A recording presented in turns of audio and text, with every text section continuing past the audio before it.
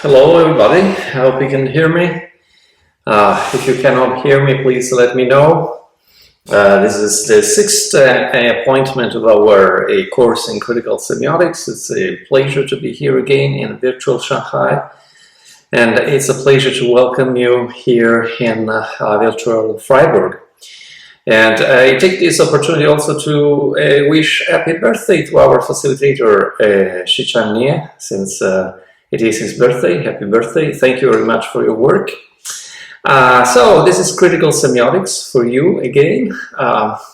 It is a long seminar. It is a difficult seminar, but it's also a seminar in which we explore different, you're welcome, different aspects of semiotics with this professor of yours, Massimo LEONE, together with some friends and colleagues that join me from the University of Turin and other universities. We had Mattia Thibault last week, and this week you're going to have another surprise, another wonderful scholar who's an expert on video games. So he's going to talk in the third part of the lesson. So we're going to have two very boring sessions in the beginning. So if you want to do something in the meantime, please do it now. Because afterwards we're going to have fun with Gianmarco Giuliana, who's an expert in extended realities and video games, of course from a semiotic point of view, with a very serious philosophical work but with a lot of examples. So, nice to meet you, says Gianmarco. Okay. So please interrupt me at any time through the chat, through the voice, through whatever message you can deliver to me. And we have introduced semiotics. Of course, it's very difficult to introduce semiotics. It's a vast field. It's a discipline that encompasses so many different kinds of knowledge. And we have also introduced this concept of critical semiotics. I think this is the first seminar in critical semiotics that has been offered in the history of semiotics. So I feel really privileged to test this label with you. And we are going step by step through some of the most important coordinates of meaning making in society. So we've talked about agency, we've talked about space, we've talked about time. Of course, you know, these are just introductory lessons, meaning that each of these coordinates is actually the object of a very vast philosophical literature. It is key in many critical theories, including the critical theory of literature and the arts. You know, we're trying to underline what is the specific approach of semiotics and cultural semiotics to these coordinates. So we suggested a way to talk about agency from a semiotic, critical semiotic point of view, to talk about a time from a critical semiotic point of view, to talk about space from a critical semiotic point of view, and today we're going to talk about perception. Now, well, apparently perception is not semiotic. Why? Because many of us constantly have the impression that perception is natural, is a natural thing. Now, one of the purposes of critical semiotics is to deconstruct, or at least problematize more and more this concept of a naturalness. The idea that some elements in our meaning-making behaviors are actually underpinned by natural grounds. Of course, there is something natural. We have talked a lot about the face during this seminar, because this is the main object of my current research project, and it is a little bit my obsession. I don't see your faces on this platform, but I see anyway some faces. Cats, cartoons, post-produced photographs, and so on and so forth. In this specific object too, which I use as an example very often, you see, there is probably not such a thing as a natural face. What is a natural face? Is the face that I'm showing to you today a little bit sleepy because it's still quite early here in Freiburg, and very quiet. Is this face that I'm showing to you natural? And what does it mean that I have a natural face?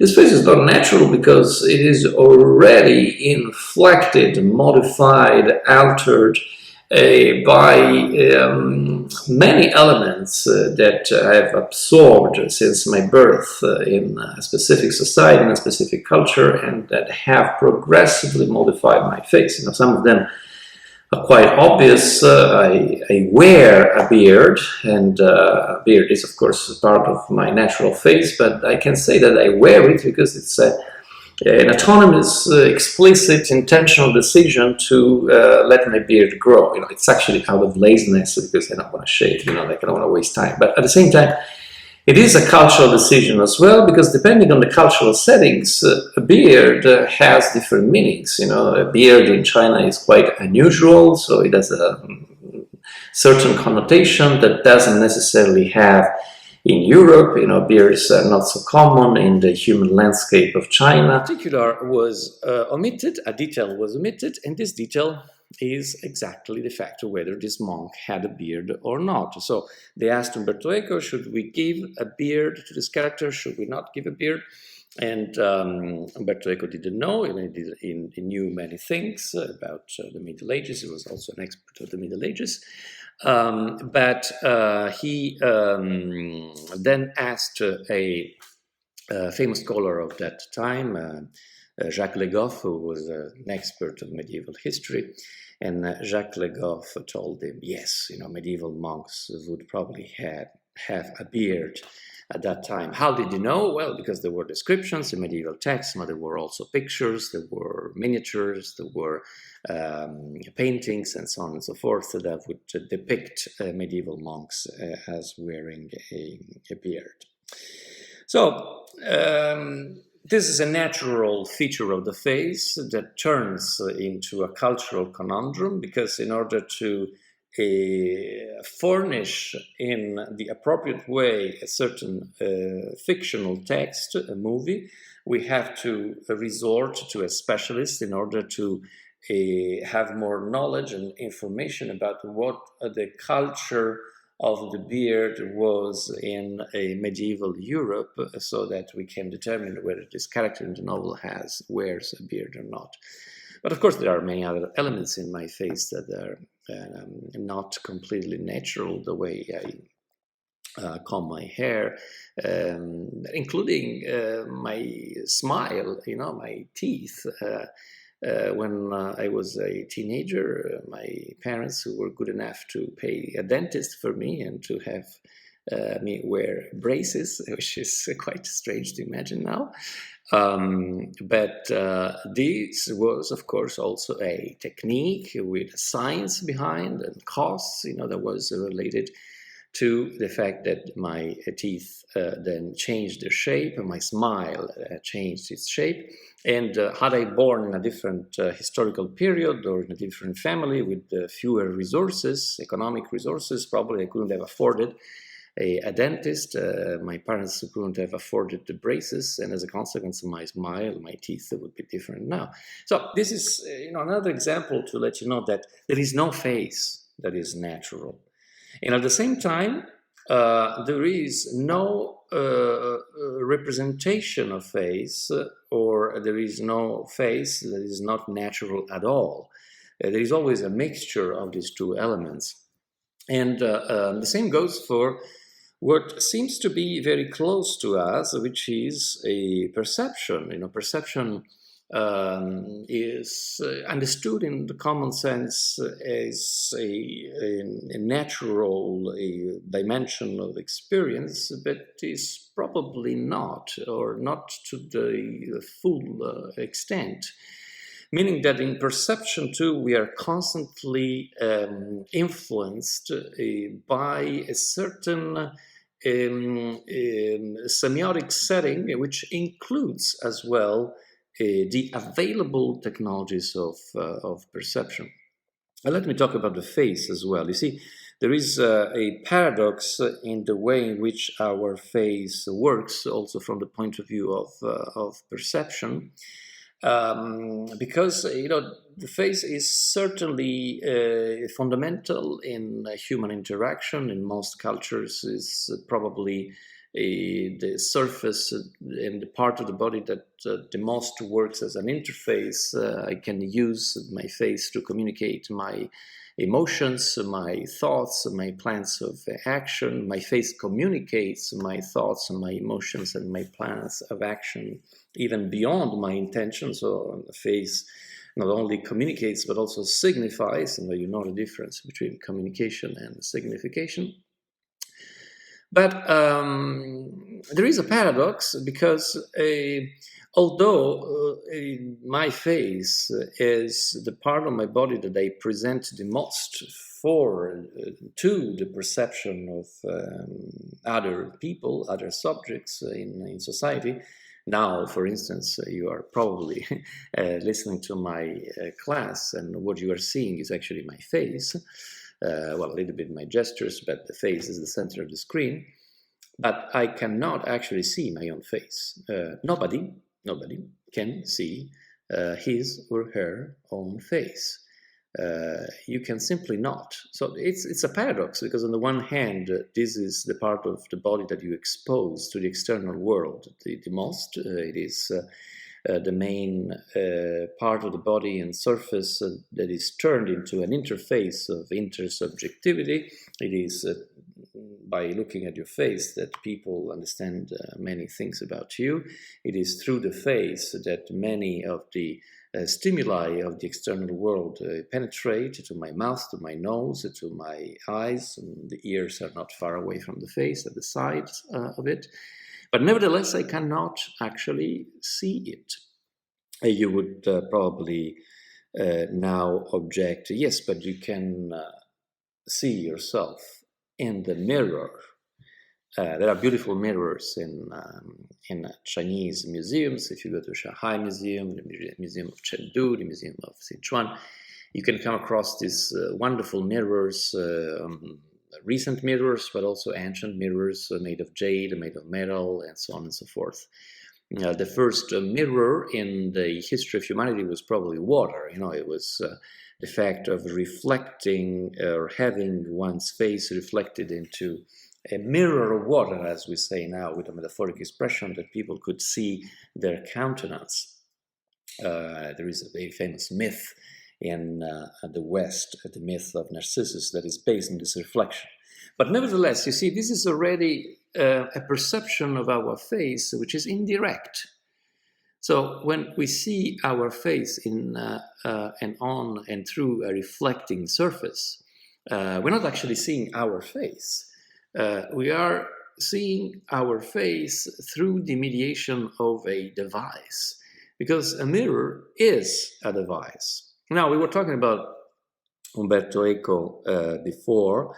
Umberto Eco wrote immensely on many subjects. He was an universal scholar, but he also wrote this essay that specifically dealt with mirrors and with a particular question concerning mirrors. Umberto Eco asked himself and asked his readers, can we actually treat the mirror as a semiotic object? Is the mirror something that we can study semiotically? And his answer was essentially no, we cannot. Why? Well, Umberto Eco is also the one who gave a very witty and popular definition of semiotics. In 1975, he published this immense and very complicated treatise of semiotics. In English, it has been rewritten by Umberto Eco himself in 1976 with the title A Theory of Semiotics, published by Indiana University Press in Bloomington. And in the first pages, page 18 of this text, Umberto Eco says, how can we define semiotics? Semiotics can be defined as a discipline that studies everything that can be used to lie. Semiotics is the discipline that studies everything that can be used to lie. What does it mean? It's a witty definition. Of course, it's a provocation. But the point of Umberto Eco was to stress that if there is something that cannot be used to lie, then it means that that something is not a basis for signification and meaning making either. For instance, can we lie with our genetic code? Can I lie with my DNA? Well, my DNA is written in my cells, in every and each one of my cells. If I commit a crime and I leave some organic matter connected with my body, my blood, my hair, my skin, and so on and so forth, on the scene of the crime, the police will immediately identify me because the police will run a DNA test and will compare the DNA in these organic tissues and cells and materials left on the crime scene with my own DNA, and boom, it's going to be a match, and I'm going to be judged immediately as guilty. So this is possible because I cannot modify my DNA. I cannot commit a crime and then afterwards say, okay, maybe the police is going to find my DNA on the ground. Let me change my DNA so the police will not actually find me. So the DNA is probably something that, according to the definition of Umberto Eco, cannot be used to lie, and as a consequence is not an object for semiotic investigation. But the difference between what is an object that can be studied by semiotics because it can be used for lying and what, on the contrary, cannot be used for lying and as a consequence cannot be studied as such by semiotics is thin. Difference is not always sharp. Think about my heartbeat. Well, on the one hand, you could think, yeah, well, my heartbeat is also something that is internal, it is natural, it's part of my body. I cannot lie with my heartbeat. Like if I have a lover and this lover puts a hand on my chest and my heartbeat is fast when I kiss this lover, that this is going to be a sign of love because it means that I'm excited, that I'm emotionally taken when I meet this person, and so on and so forth. But this is true to a certain extent. There are special techniques through which I can slow down my heartbeat. People who are very proficient at yoga, this very ancient discipline from India, can actually slow down their heartbeat a lot. They can almost stop their heartbeat, or not completely stop it, but they can slow it down, and they can accelerate it at the same time, by thinking certain things, by breathing in a certain way. So, you see, there were some truth tests that were popular in the 1960s in the USA, for instance. The CIA would use them. But of course, they were not as precise as DNA tests because, by measuring the heartbeat of a person, they would try to determine whether this person, during a questioning, would be telling the truth or not. But like people who were in control of their body and in control of their heartbeat could easily lie. So they could easily pretend that the heartbeat was very calm, or whether they were concocting, false answers. So the difference between what is an object of semiotics and what is not is sometimes very sharp and sometimes is not at all. And especially as regards elements of our body, elements that concern our body, the difference between what we can use for lying and what we cannot use is very difficult to determine.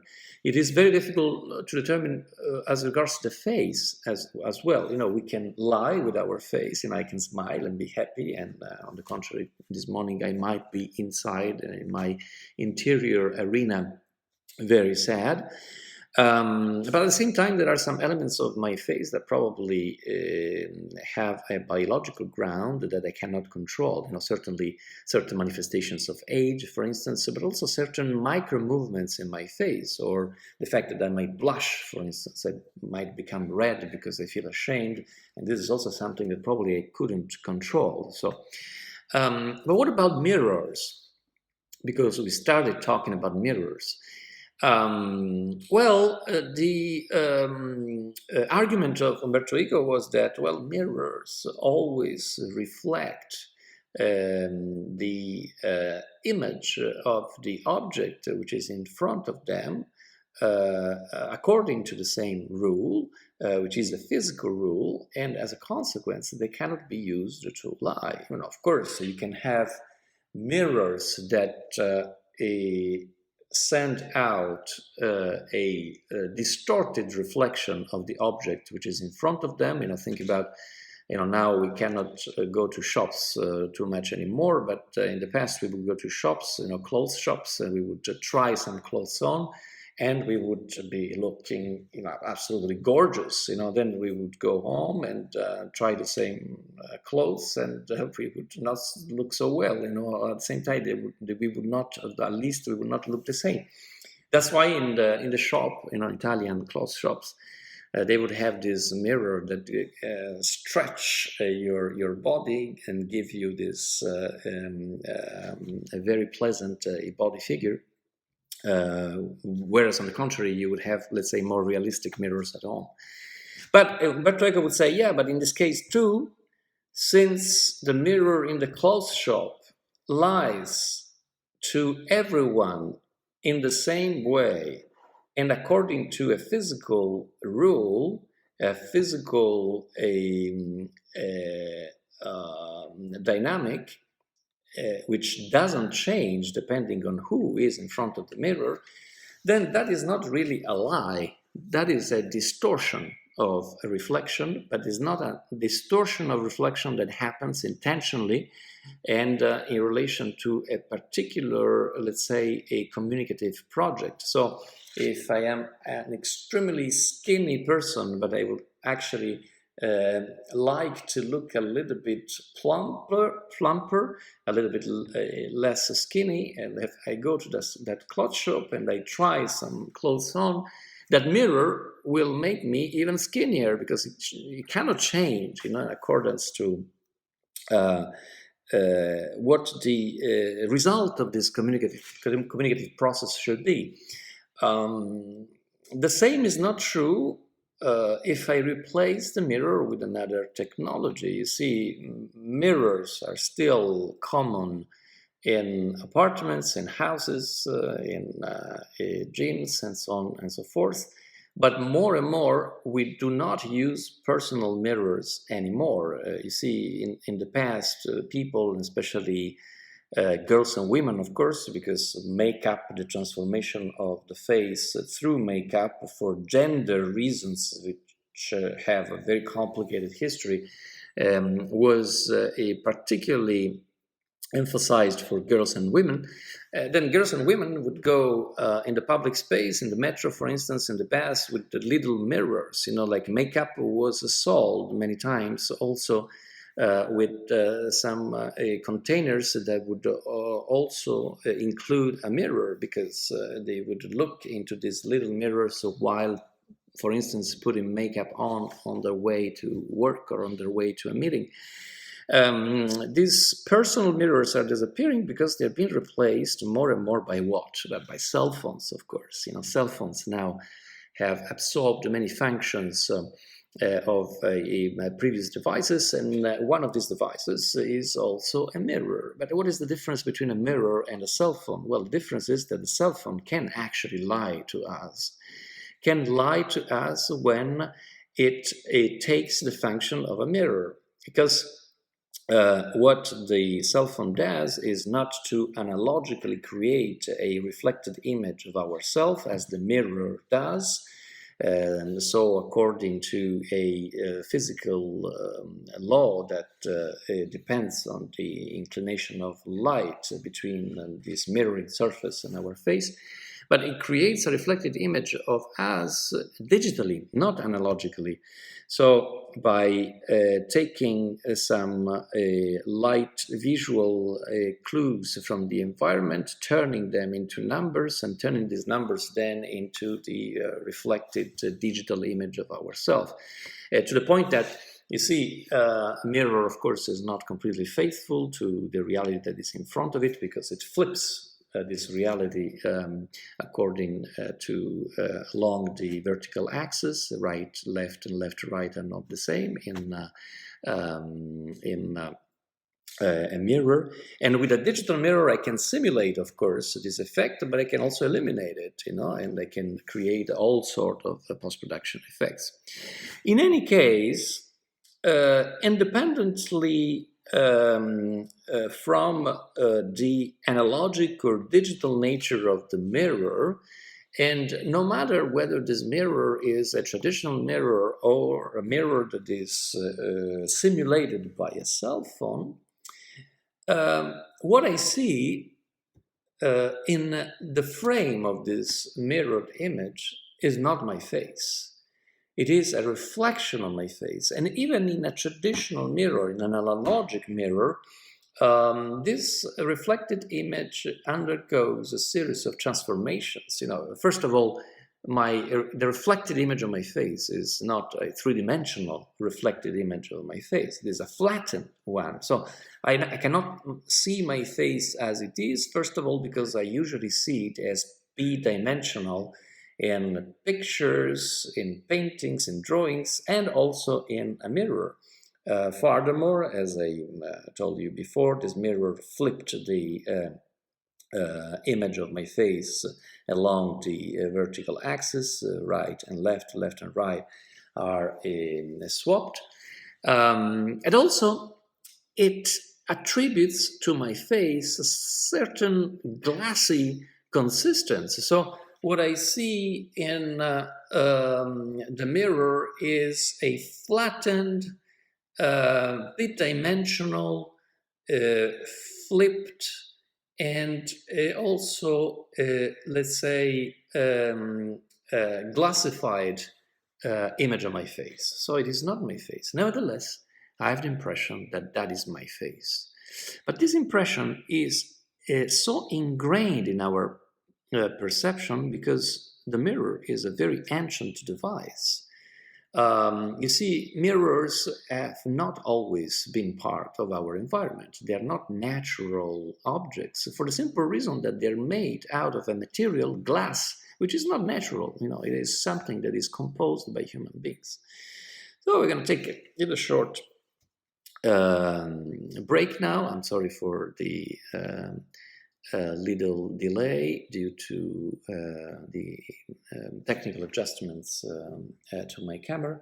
So we started at 8:10, and we're gonna continue after a short break to discuss about semiotics, critical semiotics, the concept of perception within the frame of critical semiotics, and how this feeling of naturalness, this feeling of reality, naturalness, authenticity, spontaneity, which are not the same things, but are all related to each other, sometimes and somehow it gets ingrained in people's perception, to the point that people do not actually doubt what they see anymore.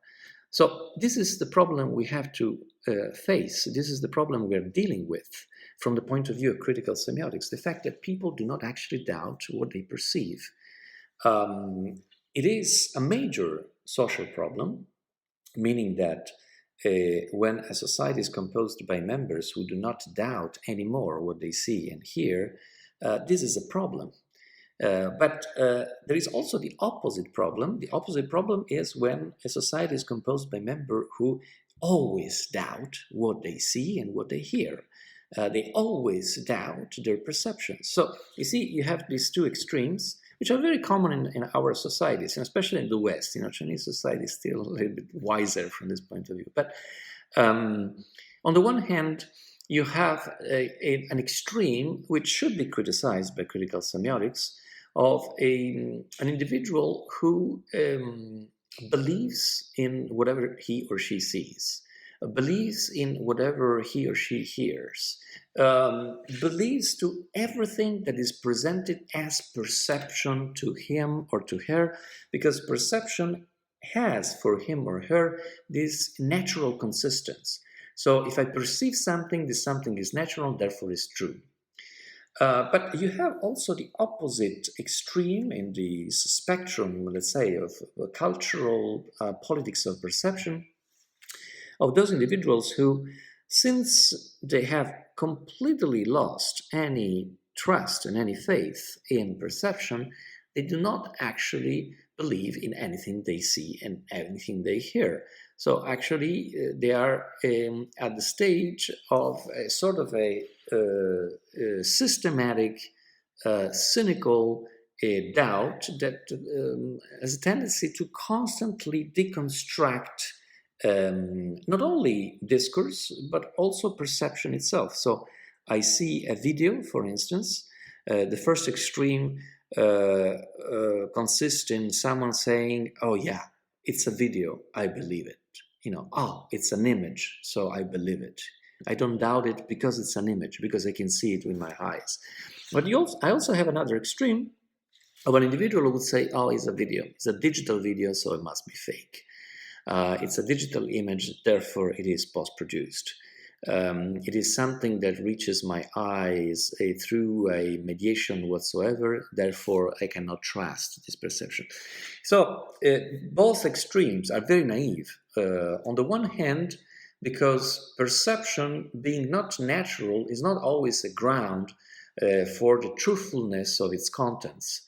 And in the second part of the lesson today, we're going to talk about two phenomena in particular, déjà vus and hallucinations, in which we actually perceive things that do not exist, although we have the sheer deep perception that what we are perceiving actually exists. But also the other extreme is very naive. The possibility of post-producing a digital image doesn't always entail that what this digital image represents is not true. You see, Umberto Eco, in defining semiotics as the discipline that studies everything that can be used to lie, did not say that semiotics studies everything that is used to lie. That's a different thing. Umberto Eco said, semiotics studies everything that can be used to lie.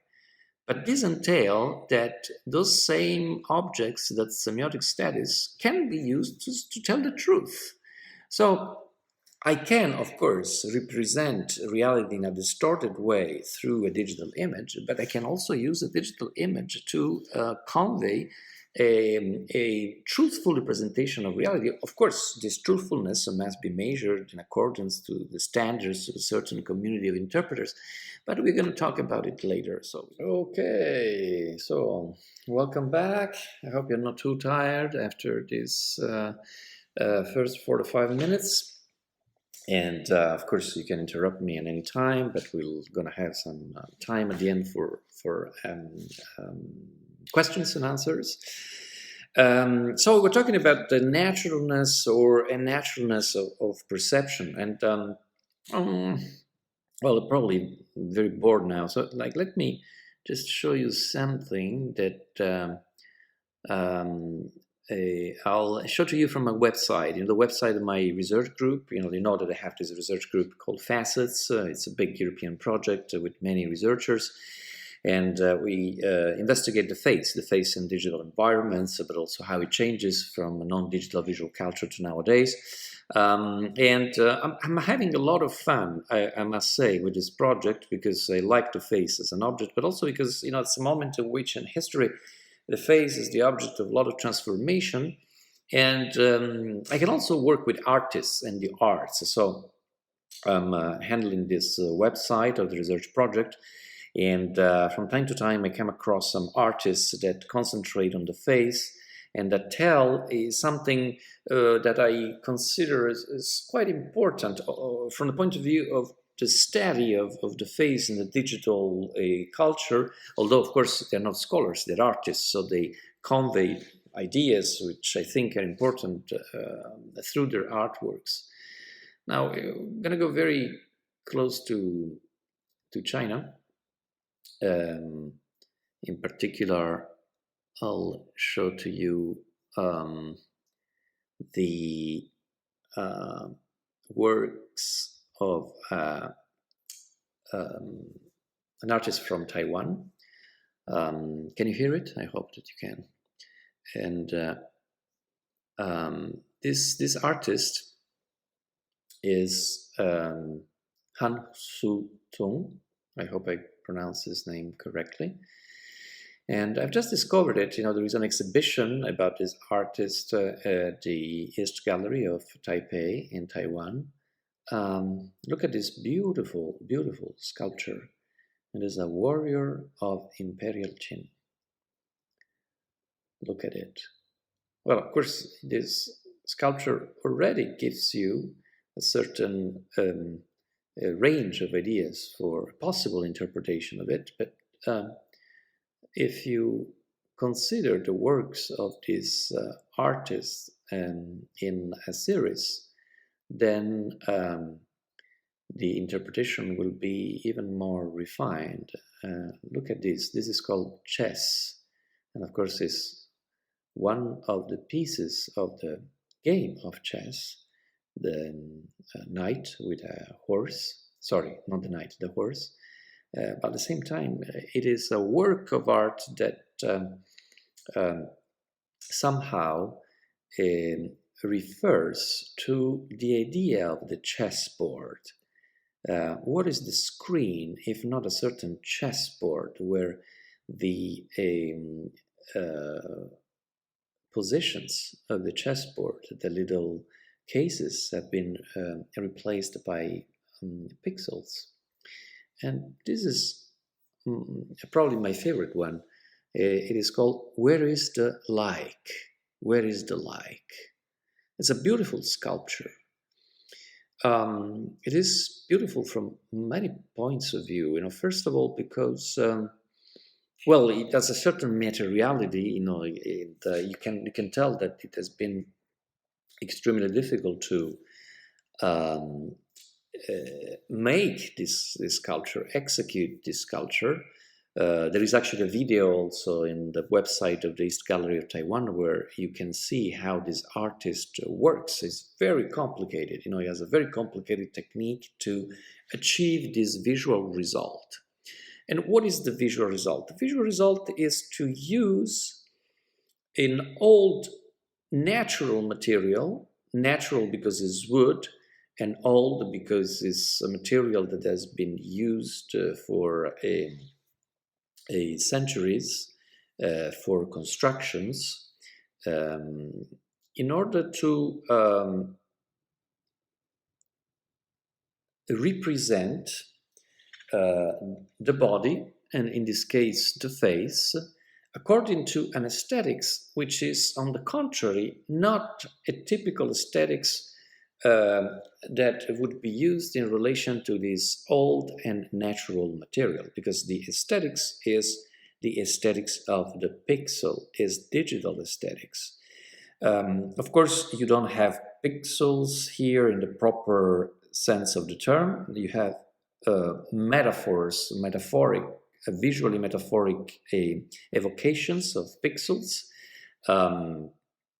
You have macro pixels, but they evoke the idea of the pixel both through their shape, because we know that pixels are mostly rectangular, the little tiles that compose our screens, but also because of their arrangement, their gestalt, their visual composition. They come in a multitude with the same shape and almost the same size, and arranged in a way that reminds one of the composition and decomposition of images through pixels. And so we have this impression of an old material, of natural material. We have the impression that this old and natural material is also used in order to give shape and give body to a traditional representation of the human art history, which is sculpture. In particular, it's upper part of the body. And at the same time, this body is decomposing in a way which has nothing to do with the natural decomposition of the body. The body, of course, decomposes all the time, the body decomposes and degenerates since its birth, since the very first moment of life outside of the womb of the matter. But this is not the kind of natural degeneration, the kind of natural decomposition that is represented in more traditional depictions of this process. Art history is full of bodies that are wounded, or bodies that are decaying, of bodies that are getting older, and so on and so forth, of sick bodies, bodies with disease, bodies that are corrupted, and so on and so forth. Here you have a decomposition that is unnatural. It is a deconstruction which is not natural. So, of course, this is a contrast that gives rise to the visual impact of this work, because on the one hand you have a natural material, an old material, wood, which is used in order to give a realistic, three-dimensional representation of the body, with a certain reality effect. And you can see how the hands are well carved, how the forearms contain the traces, the muscle fibers, and so on and so forth. At the same time, the decomposition, the destructuring of this body is a decomposition that follows another logic, which is the logic of the digital decomposition. When a screen starts to have glitches. What are glitches? Glitches are digital errors. When a screen starts to decompose because something is wrong in the structuring of the image through pixels, when there is a flicker of the screen, then is exactly what is going to happen. Some squared little elements will stand out. So this is the first message of the artwork, but this artwork is more complicated by the fact that we do not only have this unnatural digital decomposition of a naturally represented body, we also have an extra element, which is a frame, and is the frame of a digital device, probably a cell phone or an iPad, which is juxtaposed to the sculpture itself. And the sculpture is beautiful because I'm going to show to you at some stage some images in the traditional Western art history, especially in the Renaissance, in which you have this frontal representation of the face. I'm thinking about many representation of Jesus, for instance, Jesus blessing. So you have a frontal representation of the face, and then you have a special perspective, a special reality effect, which is added by the painter, which gives you the idea that the main character is actually coming out of the painting, that Jesus is coming out of the frame in order to bless you. There is a beautiful painting by Antonello da Messina, who was a very famous early Renaissance painter in Italy, Salvator Mundi, the Savior of the World, that represents a blessing Jesus Christ. And Jesus Christ is actually putting one of his hands, the left hand, on the frame of the painting. Of course, it's a trompe-l'œil, it's an illusion, but it's an illusion that gives you the idea that the protagonist of this painter is coming out of the frame towards us.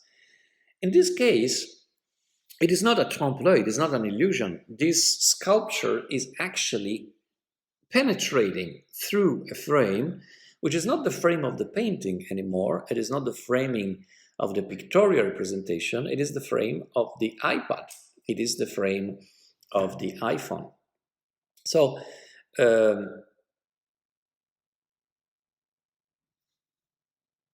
within this frame, we see a face that is pushing through it, We see a left hand that is pushing through it. Some details have cleverly been added by the artist, by the sculptor, in order to obtain this effect. So you see that the hair of the represented character are actually on top and beyond, covering part of the upper part of this frame. So from this point of view, the visual trick is very similar to the one adopted by Antonello da Messina in his painting. But you also have this protruding hand, which is not used to bless anymore. It's not like the hand of Jesus that comes out of the frame in order to give a very realistic and empathic, sympathetic blessing to the potential observer of the painting. In this case, you have a gesture which is unmistakably the gesture of clicking. It's something that we do all the time. I don't know how many hundreds times a day. We use our finger, usually our right finger, or leftist people, your left finger, in order to touch the screen. But when we touch the screen, we don't touch a device anymore. You see, if you remember old mobile phones, there would be a differentiation between a part of the phone that you would touch in order to operate some functions, and a part of the phone where the results of these functions would be displayed. So I don't know if you remember BlackBerry, or if you remember a pre-smart phone in which there was a keyboard. There was a keyboard and there was a screen. And when I think Apple was the first, then all the other companies followed, the division between the screen and the keyboard was eliminated, and the keyboard was actually integrated into the screen as a simulation, as a visual simulation of the keyboard. Then a little revolution happened, because you see, one thing is to touch a non-figurative part of the screen in order to operate some changes in the part of the screen where figures and images happen. And another thing is actually to operate into the digital world by directly touching images. There are some particular websites and applications, both in the West and in the East. Of course, you're familiar with them. They are dating applications. They're used by people, young people, but also people of an older age, in order to meet potential friends, or also potential husbands or wives or lovers. The most famous one in the West is Tinder. The most famous one in China, I think, is Tam. Now, when you go into one of these apps or websites, what you do is to actually touch not a keyboard, not a visual simulation of a keyboard. You touch images, and in particular, you touch images that represent, in an extremely realistic way, parts of the body, in particular one part of the body, the face, which is the most intimate one in the social interaction. It is the part of the body that enshrines the singularity of individuals. So you're flicking through hundreds, thousands of faces by simply touching the screen. And so the artist Han Sun-tung is somehow thematizing the apparent triviality of this gesture, which is nevertheless extremely fundamental in order to understand our contemporary epoch. The gesture of clicking and the gesture of touching the screen. Through touching the screen, I operate changes into my digital environment, but at the same time, this face that protrudes through the frame of the device included in this sculpture, and the pointing and touching gesture of this wooden pixelized upper part of a body also refer to and play with the title of the sculpture as well. Where is the like? Where is the like? What does this title mean in relation to this sculpture? What is the artist trying to convey with this question, which is, of course, addressed to us as a question, but at the same time as a title of this artwork? Where is the like? So the artist is asking us where it is that we are actually placing this action that is fundamental in social networks, that is fundamental of digital world, which consists in expressing through a simple binary logic our um, feeling of liking or disliking, but mostly our feeling of liking, because there is a positive, let's say, bias in many social networks. So you can like things, but you cannot seriously dislike things in many social networks. Where is it that we place this fundamental gesture that is a cornerstone of our digital civilization? So, in the sculpture, this like is apparently in the abstract anti-air. So, it is a liking which is represented by these quintessential gesture of the digital world, the gesture of pointing and touching and clicking.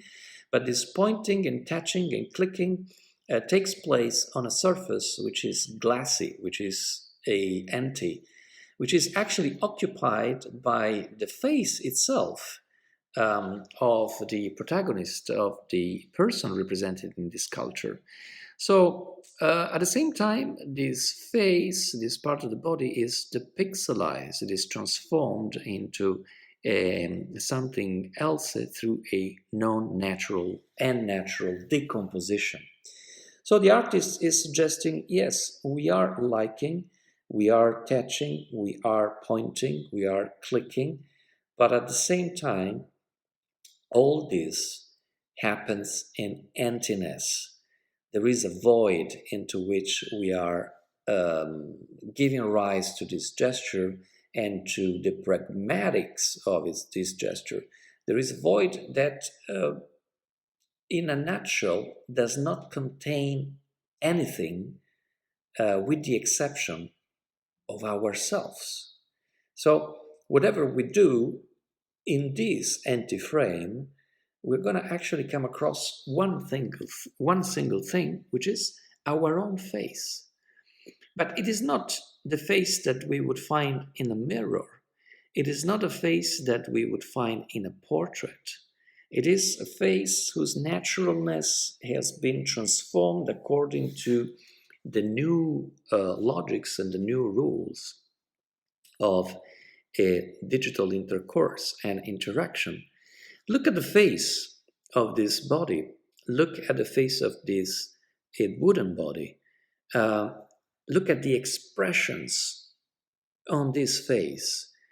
There is an expression of expectation. There is a pretension forward toward the screen, toward the acting of clicking and pointing and touching, toward the precise point that is going to be touched in order to express this feeling of a liking.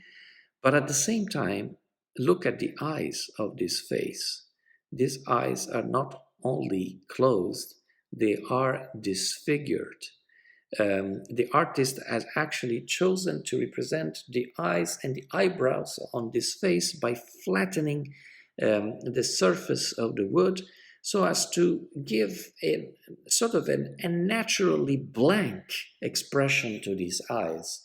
So all this interacts with the other components, the other elements of the sculpture, because this individual which represents as all, is clicking into the void, is liking into the void, is liking into a void and into an emptiness that looks different from what it is, that looks not empty only because it is surrounded by a frame, but this frame, look at how starkly it contrasts with the rest of the sculpture.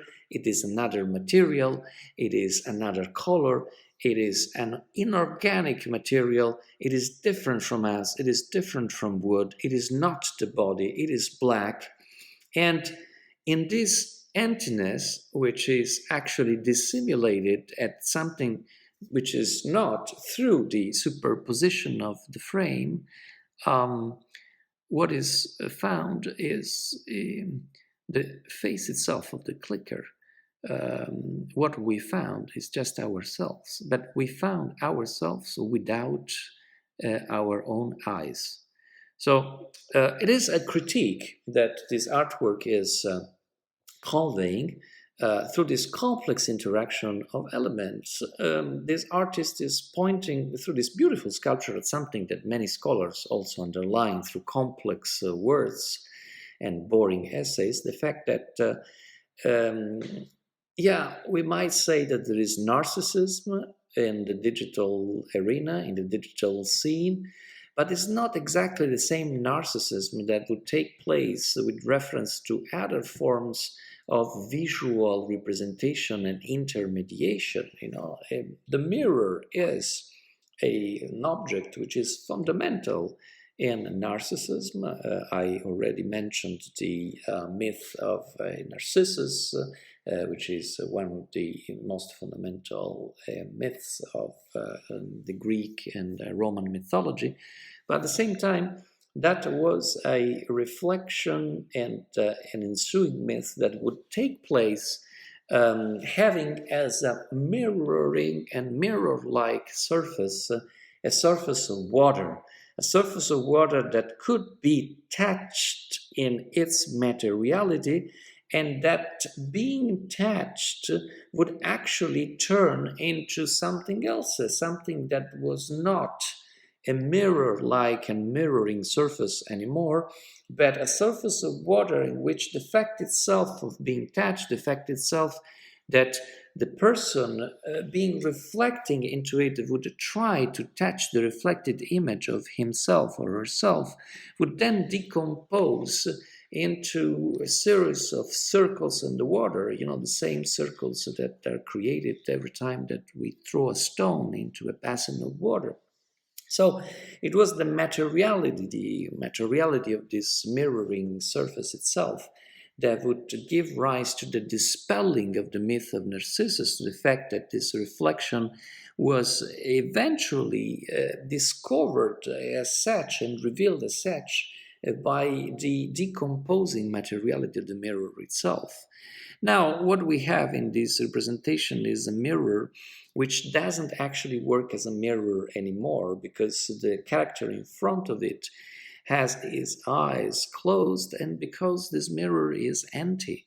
It is actually a frame that we share ourselves, the empirical spectators of this sculpture, together with the body that is beyond it. So the decomposition that takes place in this mirror is not the same decomposition that takes place when a watery mirror-like and mirroring surface is destructured and decomposed by a gesture of touching that turns it into this gestalt of a complex rings, one within each other. In this case, the decomposition is actually imagined by the sculpture and takes place as a pixelized image, that nevertheless the protagonist of the scene cannot see. It is only ourselves in the outside, in the external observation of this artwork that can see what this artwork tries to convey as a message. The idea that the reflection of ourselves that we find in digital world is actually an illusion, is an illusion created by a frame, a digital frame, that makes us somehow also blind, not only toward other people, because that was already in the myth of Narcissus, that makes us blind also towards ourselves. So you see how interesting it is also to work with artists that have a particular inclination for philosophical reflection through the creation of new artworks. But it is exactly by investigating these artworks within a framework of critical semiotics so that we can use them as elements of a more general reflection on what happens to perception and to the idea of the naturalness of this perception throughout the evolution of communication technologies, and the impact that this evolution has to our idea of perception. Now, we concluded the previous session of the course today by saying that the naturalness of perception is a myth, and there are some very common psychological phenomena that actually immediately give us the idea that this perception is not natural at all. So, for instance, many of you might have had the feeling, the experience of going somewhere at some stage, doing something, and having the embodied, sheer, intense feeling that was not the first time that you were there, it was not the first time that you were doing what you were doing, but that you were actually having the same experience for the second time. You were having the same experience twice. Let me give you an example. You go to a restaurant. I go to a Chinese restaurant with my friend Xiqiang to celebrate his birthday, and we have a meal together, and then we have a conversation on semiotics, on philosophy, on Nietzsche, on the eternal return. And at some point, I have the impression that, whoa, I was in that restaurant already. Although it's the first time that I go there. And whoa, I have the impression that in that restaurant where I was exactly in the same situation where I am right now. I was in front of my friend, and we were talking exactly of the same subject. We were using the same sentences. We were using the same words. Everything is exactly the same. I'm actually living time again. I'm going back in time. How is it possible? And this is so strong that for a moment, I have the impression that I can actually tell what is going to come after. I can tell what my friend will say in a minute or two. I have the impression that I'm going through a path that has been already written and lived. So it is something that is destined somehow to happen in a certain way. Well, this is a quite common psychological experience. It doesn't happen to everyone, but it happens to many people who are, on the contrary, perfectly standard from the point of view of their cognitive abilities. It happens to me quite often, especially when I'm tired, especially when I don't sleep enough.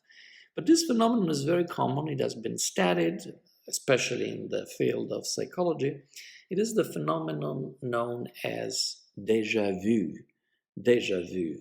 The déjà vu is a phenomenon that has attracted philosophers, psychologists, and of course also writers and filmmakers and artists in general. What does it mean, déjà vu? Déjà vu is a French expression which means already seen.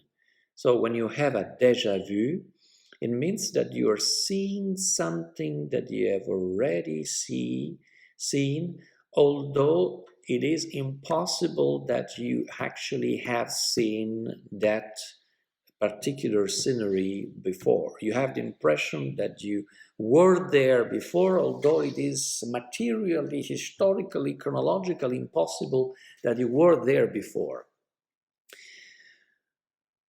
What does it mean? Well, of course, there are some mythical explanations of this phenomenon, that point to the fact that there is, as Buddhists believe, reincarnation, so we are actually reliving a previous life. There are philosophical explanations, Nietzsche's explanation, the fact that we are actually living and reliving time, and so on and so forth. But there is probably more a reasonable explanation, because it relies on scientific evidence, which has to do with the way in which our mind works. How is it that our mind recognizes the world? Well, the recognition of the world is not something that happens immediately. The recognition of a face that we have already known, met, and learned to recognize in the past doesn't happen immediately.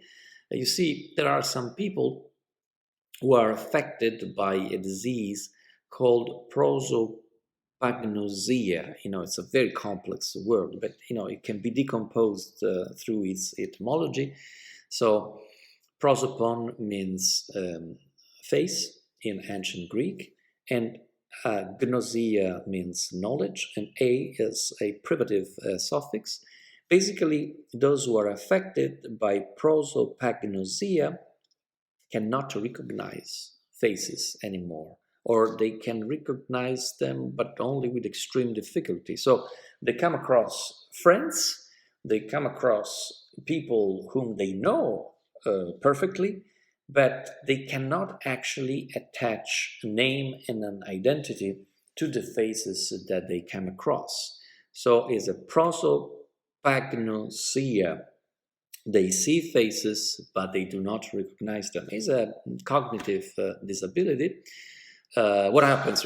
Well, usually then these people whom they know start talking, and the fact that they start talking allows these cognitively disabled people to attach an identity to the faces. So I see the face of a friend. That's not enough if I have this condition to recognize him. But if this friend starts moving in a certain way or talking even better in a certain way, then I can recognize his or her face. So this is to see that there is a complex mechanism, a cognitive mechanism that allows us to recognize faces, but the same very complex mechanism allows us also to recognize the environment and what is happening to us. So what happens in a déjà vu is that the part of my mind, the part of my brain that is entitled, that is entrusted with the task of recognizing the environment, recognizing what is happening in the environment, somehow works wrongly, because it is sort of a cognitive misfunctioning, works before the part of my cognition, the part of my brain that is actually related to perception. So in a way, I am in a new environment. I should first perceive it, then memorizing it, and then recognizing it. But what happens is that in this environment, I first recognize it, then I memorize it, and then I perceive it. So when I perceive it, I have the impression not only that I already have it in my memory, but that I'm also recognizing it from this memory. You see, there is an inversion of the usual flow of perception, which leads to this disquieting phenomenon of déjà vu. Now, this is interesting, but it's interesting also to point at the fact that the immediateness of our perception is a kind of a figment, not of our imagination, but of our cognition. So it is because our cognition works in a certain way that we have an impression of immediateness of reality. We have the impression that what surrounds us is new. We have an impression that we can actually memorize intentionally or unintentionally the setting that surrounds us. And we also have the impression that when we go back to it, we'll recognize it. You see, recognition is a figment of our cognition. You probably recognize, dear Shanghai students, my face from the previous lesson.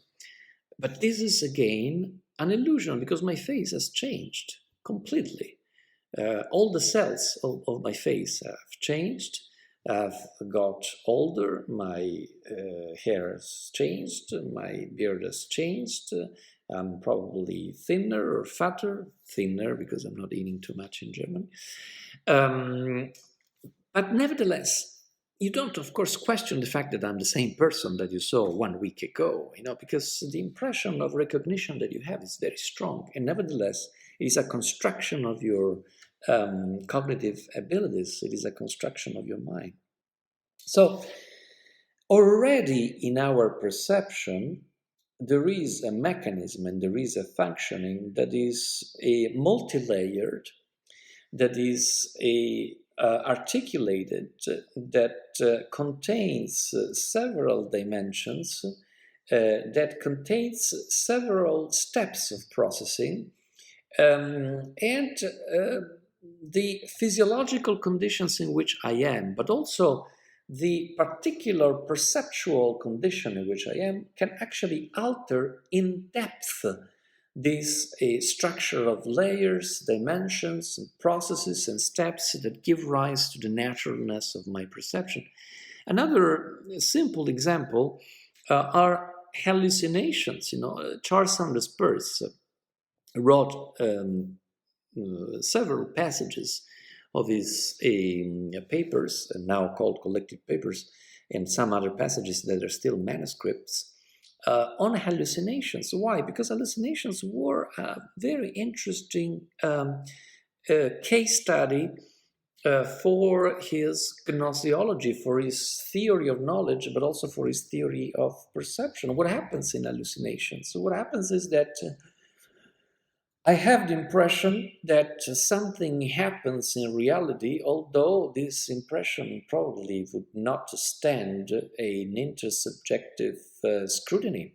So I see and hear things that do not actually exist. Now, there are some organic psychiatric conditions in which hallucinations are very common, in schizophrenia, for instance. But who among us could not tell a story in which he had the impression of having seen something, or he had the impression of having heard something, and this something that he had or she had the impression of having seen, or this something he or she had the impression of having heard, actually proved not to be ontologically there. So you see, there are, let's say, macro hallucinations that affect people with organic psychiatric diseases. There are hallucinations that are then turned into material of literary fiction. There are many stories, even in Chinese contemporary literature, there are many stories about hallucinations and daydreaming and so on and so forth. But then there are also everyday hallucinations, micro, not macro, but micro hallucinations that lead us to live in an environment which is cognitively always ambiguous, which is always uncertain. Now, Nevertheless, we might be led to the conclusion that there is no uncertainty in our perception. We might be led to the conclusion that we can trust our senses all the time. We might be led to the conclusion that what we see, for instance, is real. This is a very strong, apparently very simple, but very complex feature of, let's say, the anthropology of vision. Um, Seeing an image that depicts something and receiving a verbal statement about the existence of something are different from the semiotic point of view, but this semiotic difference has also to do with an ontological difference. You see, the problem with the reality effect of images, the problem with the apparent naturalness and spontaneity of visual perceptions resides in the fact that their ontology cannot be completely denied. So, in a nutshell, this has to do with something quite technical, but not difficult to explain, which are the so-called um, negation operators, or denegation or denial operators. You see, all languages can actually rely on negation operators, because through language, in every natural language of the world, we can actually convey to other people and to ourselves that a reality exists, but at the same time, we can also convey and rely to our people, to ourselves or to other people, that the same reality does not exist. There is no natural language in the world that doesn't actually entail this possibility, the possibility of denying something, the possibility of negation, the possibility of stating not only that something exists, but also that something does not exist.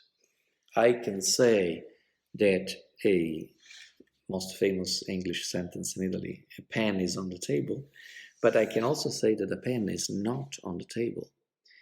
I cannot do the same thing with images, meaning that if I say that a pen is not on the table, all the semantic weight of this sentence will be on that not. So negation will prevail actually on affirmation. But if I want to deny an image, the only way of doing it is actually to erase it completely. Because if I want to actually say visually that the pen is not on the table, I should actually draw or paint or make a picture of a pen that is actually on the table, and then use a conventional symbol, like a symbol barring the image, in order to say that that pen is not actually on the table. But you see what the semiotic problem is. In order to deny through images, I must use an iconic depiction and then deny it through a symbolical convention. The symbolical convention will always be weaker. So no matter what I use to deny an image, the image will always be stronger than its negation. This is a big problem that we have with digital images as well. But then images are also very fun. We can play with them. They are parts of games and plays. And this is exactly what we are going to do after a break. So we started at 9:05. I talked for 45 minutes, too much. Now we're going to take another little break. At 10 sharp, we are going to receive our guest, which is Gianmarco Giuliana. Gianmarco Giuliana is a famous scholar in Italy. Despite the fact that he's a young scholar, he has already published extensively. He comes from the Semiotics School of Bologna, where Umberto Eco was a teacher. He studied with a scholar who is a disciple of Eco, Claudio Paolucci. He has an extensive knowledge, Gianmarco, of semiotics, especially cognitive semiotics, general semiotics. He's a very witty person.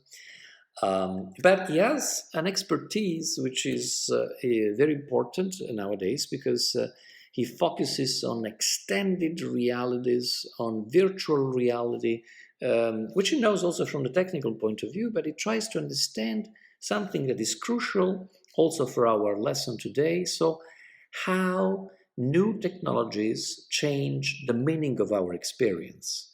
And it does so exploring different examples, but of course, the most important field in which virtual reality has progressed and also changed our feeling of perception is games and gaming.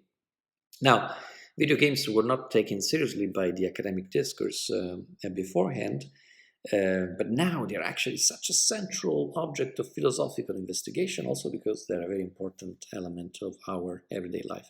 So we're going to have like 8 minutes, sorry, to take 2 minutes out of the pause, a break, and then at 10 sharp, Gianmarco Giuliana is going to intervene with his presentation, and I really thank him already for taking part in this seminar. So in 7 minutes at 10 here, 6 years later in China, we're going to resume our course. Thank you.